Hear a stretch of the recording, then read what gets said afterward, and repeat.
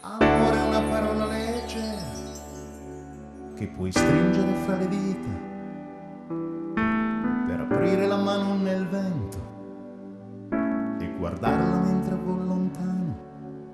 L'amore è dentro un palmo di mano che ti chiede soltanto di capire, mentre arriva disperato alla fine ti scongiura di non farlo morire.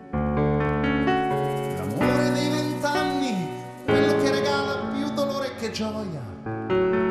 L'amore stanco e rassegnato, sbiadito dalla solitudine e dalla noia.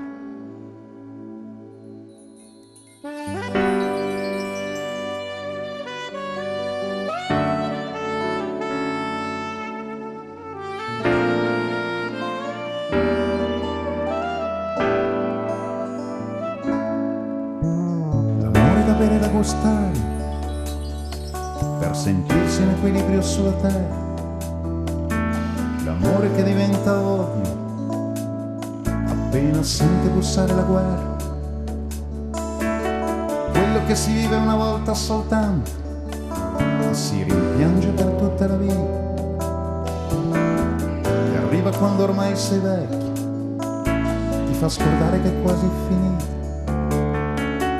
L'amore che ci inventiamo ogni giorno per dare un senso alla nostra esistenza, che dato e preso a piccole dosi ti fa capire che non puoi farne senza.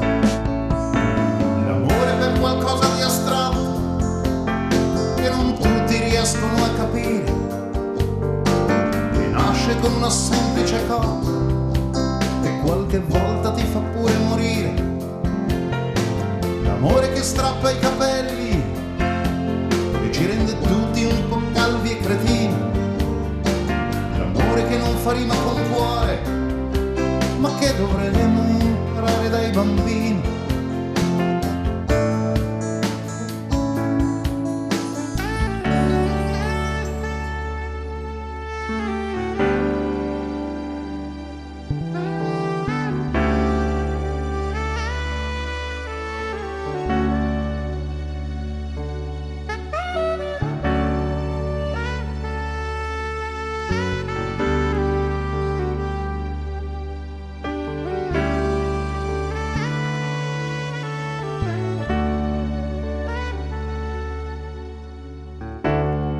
Amore diverso, ogni volta rimesso in discussione, diventato un reality buono per la televisione.